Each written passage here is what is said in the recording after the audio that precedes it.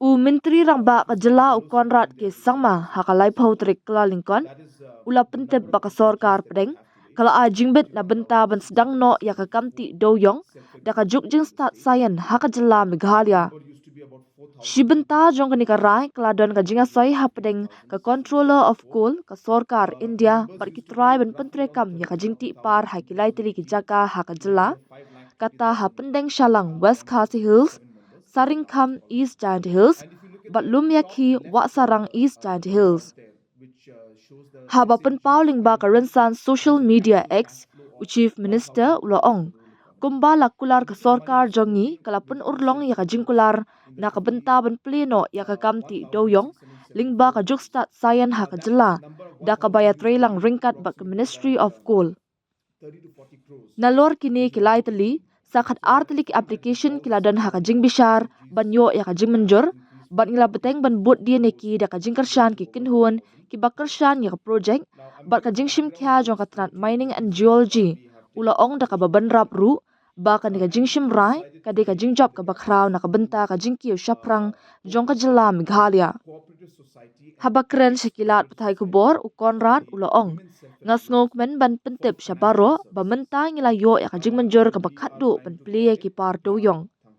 Kumta ru menta ki laingot ki nong pentre par kila ban pleno ki par dewiong jongki kat ba ki man. Kila ban sedang no menta kamit lani lashai kat ba ki man. Nakaliang u Chief Minister ula ong ru ba ka ni ka dekas ngi sakkan mau ha ka history na ka benta ka jela Meghalaya. Bat upen pauru ka jingkerman scam ba ka jing sedang ya ka jingtih dewiong lingba ka juk jing stad saian kan penkut no eki kamti dewiong bat kayi dewiong bean ha ka jela. Ha ka juk kapor ula ong ba ka sorkar ka kami lenti ba ka jingyok lum khajana na u dewiong kan dong hapdeng sanspa hadu kandai spa klur tingka shisnam. I'm happy to announce and inform all of you, which I had tweeted last night, that we have now got the final approval to open the mines. So now the miners are free to, these 3 miners can open the mines and start their mining whenever they want. They can start tonight, they can start tomorrow, it's up to them. Every election we hear a ritual announcement of resumption of coal mining activities. Is it not an election gimmick now? Yes, because people ask what's happening to the coal mines, so we have to answer back. So one, you may say it's a gimmick, but then it's a reply we have to give back to the people. Now, from our point of view, even yesterday, as I said, you can see from the press conference that was held there and the updates that I've put, that all the necessary permissions now have been given. And now the concerned individuals who have got the permissions to start the mining can start today, tomorrow, day after, next week, anytime they want. So I repeat again that this entire procedure was very, very, very tedious and very, very complicated and was highly challenging for us. Previous governments could not decide on how to move forward, with due respect. I'm not trying to say they didn't do anything, or it was a difficult decision, to be very frank. But we decided to, in a way, bite the bullet. And we went ahead and we challenged it in Supreme Court. We got the stay. We got the ban lifted. After that was done, I can again repeat, we had to go to Coal Ministry to create special provisions to allow mines owned by our people to be then mined and licenses and permissions to be given. So complete new SOP had to be prepared specifically for Meghalaya. Once that was done, then after that the necessary permissions from multiple departments and ministries of Government of India and central agencies and state government had to be taken, maybe 20-30 of them. And this was being done for the first time. So in every ministry, every central agency, state government, some hurdle, some question, some clarification used to keep come up because it never happened. So all of this took more time than one could imagine. So now, as I said, final thing with the coal ministry had gone, with all the necessary permissions from all the different agencies and departments. And this is what has been now placed in front of the ministry. And that is what yesterday we got the clearance. As I said, now the miners are free to start. Miners means these 3 miners, not anybody else. These 3 miners who have received the clearance can start mining. So now it's up to them when they want to start the mining. So it's a technology. Each one has submitted their mining plans. I don't have the details with me, so I don't want to be misquoted. So they have put in their mining plans, I don't know what the technical aspect of the mining plan is, but that mining plan again has been vetted by the central agencies and by coal ministry, and have agreed in those particular circumstances where these particular mines are to use that particular technology and mining plan which has been proposed by the miners. So now all the clearances have been given, and as I said, now the miners, they can start their mining as per the mining plan. Their own. It's their mine. It's their mine. It's their coal. They can sell on their own. Of course, the mines that are there, the paperwork and all will be kept. And of course, we will have people and mechanisms to see the mines and what is being extracted out there, and the vehicles taking out. All of this will be monitored in a very close manner, because there are specific mines. These are not like, again, individual small mines in different parts of things. It's in a centralized location. It will be a very large mine. These are 100 hectares and above mines. So therefore, it is easier for us to monitor these things. So therefore, I expect that we will be able to, because again, that's again a loss of revenue for the state government. So it's in the interest of the state government to ensure that we are able to monitor, that we do monitor these kind of locations, and which I expect that will be far easier compared to the past, because in the past there were many mines all in small locations, but these are 100 hectares plus mines in a specific location, which will make it easier for government. The entry and exit of these things will be very clear. So I do expect that it will be much easier for us to monitor these things. Don't remember the exact number, but I know it's in double digits. I think 12 to 15 maybe are there right now, which I hope will also now follow, because the first one was the more difficult one. Now that we have learned the process, I expect that the next ones will be slightly smoother. From the government side, that's exactly what we have been working towards. I reiterate that from the beginning, when this entire issue of coal ban took place, one had to realize, and I again repeat myself, that even when the decision was made, it should have been just and fair and transition based. You cannot stop a process of mining that has been going on for the last 2 centuries and expect people just to stop what they've been doing for their livelihood for past 100 years, 200 years. So therefore, while a process had to be adopted, the agencies that had banned the mining that time should have approached by the process of allowing the people to adapt and given them a time to transit into a cleaner process, and given them options. Now this is something that is so from government point of view, it's very clear. So you either you provide the miners the necessary permissions and the process through which they can legally mine, or you will find people they've been doing what they've been doing for 200 years, and suddenly you take away their livelihood. So obviously there's going to be reaction. So it's natural, but obviously as a government, since the decisions were made by different agencies, we had to be very strict and implement a lot of provisions. But as I said, when thousands and lakhs of people's livelihood is dependent, obviously it takes time, and there is a lot of concern, and it's difficult to, as I said, to tell people that don't do what you've been doing for 100 years, 200 years for your livelihood, and you snatch away their livelihood. So it's not easy. So point being that it was a very difficult phase. And in those difficult phases, we saw, sometimes there would be some cases, some situations would come up, some cases of illegal mining could have been there. These are processes. Wherever we saw it, we stopped it, we took action. But as I said, to completely put a stop to everything is not easy, because people were doing it for 100 years. That's why, again, I repeat. So it had to be really, handled with a lot of care.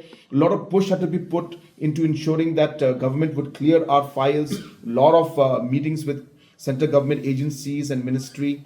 So it has been very tough. So now we are hopeful. We are hopeful that with this happening, that we will now see things smoothen out. We will see things now come to normalcy.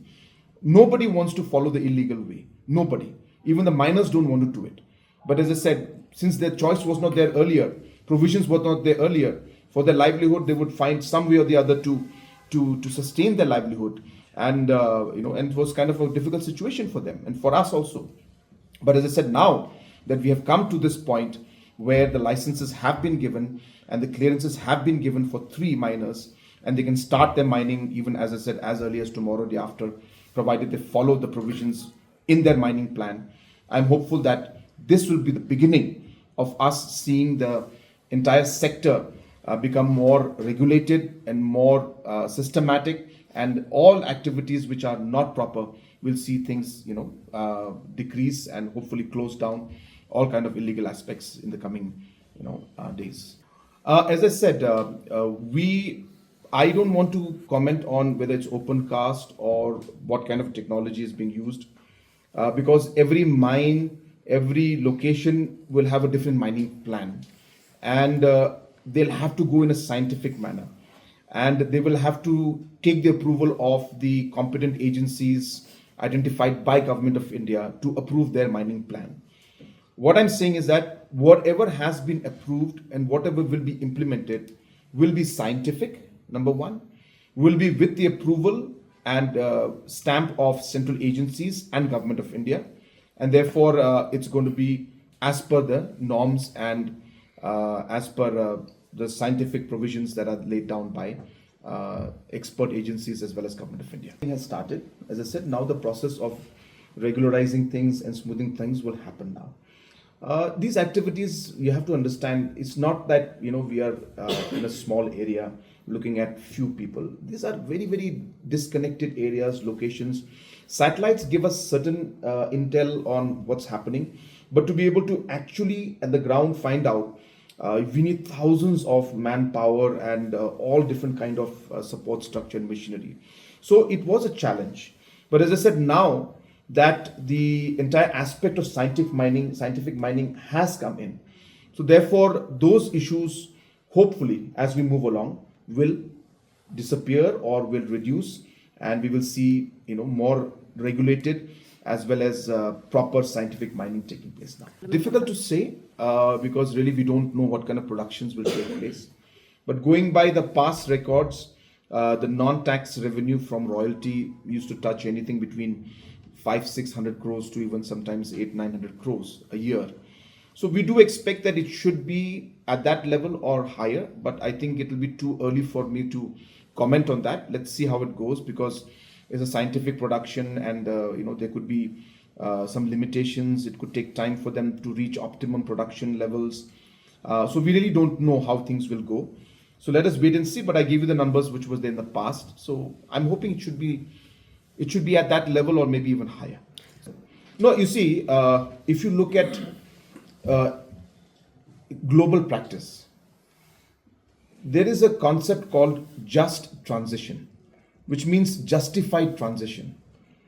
Now, if you were to look at climate change and CO2 emission, so NGT ban is like telling India that you have to cut down today itself 50% of your emissions, or else we'll not give you any more aid, or we'll not give you this. You have to stop all these kind of things. You can't do that. You can't do that. You have to tell India, like, look, we expect you to do 10% lesser by first year. Second year, we expect maybe 20%. Third year, we expect 20%. And by 10th year, you have to stop it. So that's what called justified transition. And that's the concept which I personally feel should have been put out here, where the ban should have been said, there is a ban that we propose because this is unscientific, it is affecting the environment, and it affects other aspects of safety of miners. And hence, there are these steps in this mining procedure. This must stop today. But because of the livelihood and the transition period that is required to be given to the miners, we'll allow this particular practice to continue for 2 years. And then this one for another 2 years. But by the 10th year, there'll be a complete ban on the mining of using the rat hole mining or whatever other mechanisms. That is what should have been done, is what I'm saying. So when you completely cut off some procedure which has been followed for 200 years, and suddenly you come up and just say, well, what you did in 200 years was not correct, so you cannot do it from tomorrow. I feel it's unfair. And therefore, the right way to do this was to have, as I said, a justified transition. We call it just transition, is what I'm trying to say. I don't know, but I appealed. Exactly, that's what I did. In 2019, I was the one who filed the case in the Supreme Court. Exactly, you're right. Why didn't appeal? I also want to ask a question, but again, it will be political if I go into those angles. I don't know why they didn't do it. But we did it in 2019, as soon as we came in, we of course took some time to understand, to be sure that we want to go ahead with this. And then when this tough decision came in front of me, where it says that, look, there's a chance you could lose this case. And if you lose this case, then it'll be more complicated. So we went through all the pros and cons. We went through all the aspects. We discussed with many, many legal experts. And then the decision was up to me to decide as Chief Minister whether we will go and challenge this in Supreme Court. And I said, look, whatever was done was incorrect. Let's go and challenge this. And that decision was very tough, let me tell you. It wasn't easy. So it looks very easy now, and a lot of people question time and zooming. I understand. But it was not easy when that moment was there, when we didn't know what was going to happen in the court case, how this would unfold in the coming years. Am I going to be making things more complicated? And what if Supreme Court stamps the ban, and it becomes even more difficult for us to come out of it? I had to take a tough call, and then we took the call that whatever it may be, let's go and challenge this. From legal point of view, looks like we're in strong grounds. We took that challenge, we decided, and we went ahead. And that's why the ban was lifted. So therefore the ban was lifted based on that. But then Supreme Court then mentioned that while you have the ban lifted, you still have to follow a scientific way of extracting in the future. And that's what we started doing by starting the procedure with talks with Government of India, that we want to have a procedure for us to have scientific mining. Now, the challenge we faced in Meghalaya was the land holding systems were different from the rest of the country. So where there were the land holding systems, the Government of India had for the rest of the states, where the land and the mines are owned by the government of that state, in Meghalaya it was different. So when we went and applied, they said there is no provision for private mines to be given and things. So we had to create new provisions for Meghalaya. And that took us many, many months. And again, countered applications to be put, more rules to be put. So it was a very challenging procedure, which is difficult to explain in one press conference. I'll take some time one of these days to have your, favorite press